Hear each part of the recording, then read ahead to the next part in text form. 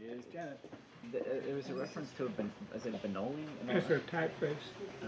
Okay. Hello. I missed you dearly last month. I did. But hello, I usually come here and read things from most recent Scarce Publications book releases.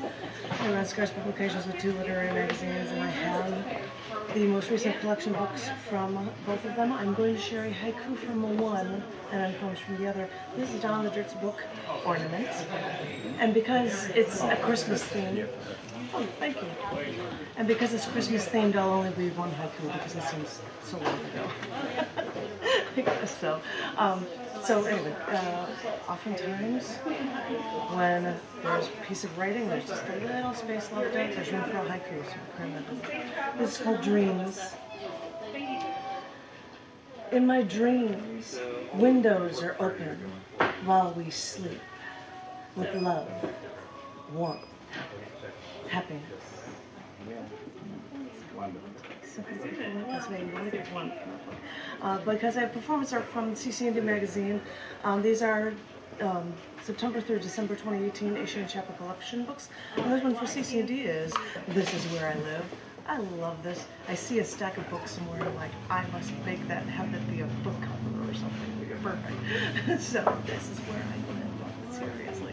For people who love books, it seemed very appropriate. And so I thought I would read from a past performance art show some love-themed poems for you. And this one is called Who You Tell Your Dreams To. From Chicago or Boston?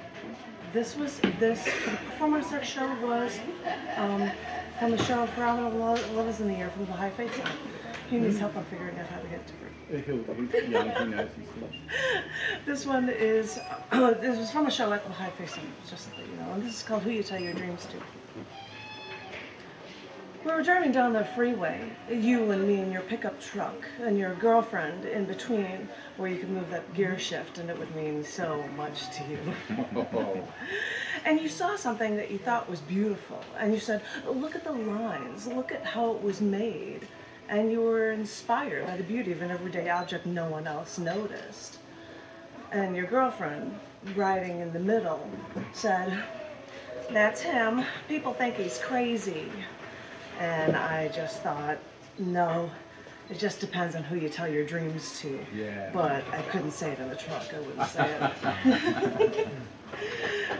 And the perfect follow-up for that one is You and Me and Your Girlfriend. We were out for drinks together, you and me and your girlfriend, on a balcony in Malibu with a balcony that hung over the water. I had a perfectly lovely time, you and me and your girlfriend, talking about life, catching up, and you suggested that we should go out on the balcony. And I thought that would be charming for you and me and your girlfriend, but we hadn't paid our bill yet, so your girlfriend told us to go on without her. We went outside, leaned on the rail, you and me, listened to the water crash on the rocks below us, and we talked. But now it was not about catching up, you and me. It was about ideas, dreams, plans. And before I knew it, we had been out there for nearly an hour. And I said, what about your girlfriend? She was waiting there all that time for us. And you said, oh yeah, and didn't move an inch. Hi there. What are you having to drink? Hello. And I like your hair. I pull mine back. Mine's just red, but I just thought it was cool. But anyway, this one is called The Way You Tease Me. What I think I like the most about you is the way you roll yours, leave me wanting more. When you kiss me and we start to pull back, I want to cock my head and kiss you again, but I never know if you'll let me. What I think I like the most about you is the way you roll your sultry, deep voice over me like a wave of heat on a summer afternoon. You use a pause to tease me with your words until sweat dances down my hairlines and tickles my neck. What I think I like the most about you is the way you slide your arms around my waist and make me want to just collapse in your grasp and run my hands up and down your back until I hear you moan and sigh. Well, what I think I like the most about you is the way that absence makes a heart grow fonder. And when we touch, you say we should take it slow, take our time, enjoy every moment. And you know, you couldn't be more right. What I think I like the most about you are the things that make me think I have to fight for you, are the things that make me second guess myself, because nothing's ever easy, not you, not me, not relationships, not love. What I think I like the most about you is the wondering, is the waiting, is the teasing. That's what I like, this high-charged guessing game. The flirting, the first touch, the first everything. Thinking about the possibilities. Yeah, that's what I like.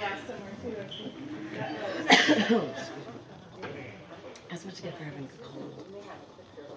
It's getting better, it is really. This one is an extreme Sestina variation of looking for a worthy adversary.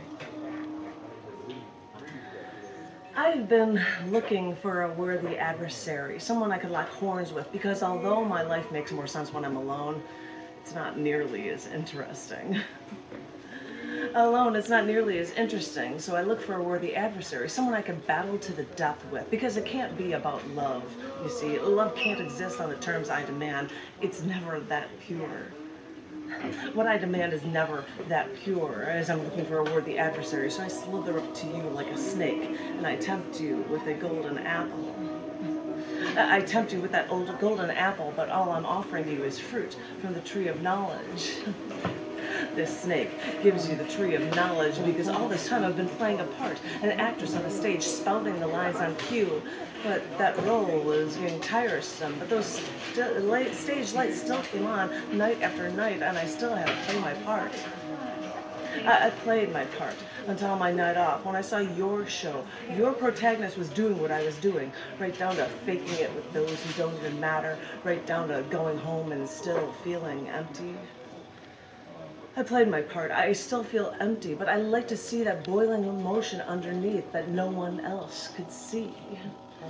I know what that emotion really means. And when I know what that emotion really means, I wonder if we could get together and write our own play. If we wrote our own play, it would be a masterful performance. Curtains would close and we'd hold each other's hands and leave that stage, and the audience would know that there was a happy ending. When I know there's a happy ending, I walk out on the set and there you stand in front, stage left. I wait for my cue to make my move. None of the rest of the scene matters to me. If the rest of the scene doesn't really even matter, I wonder if the audience would see what we have.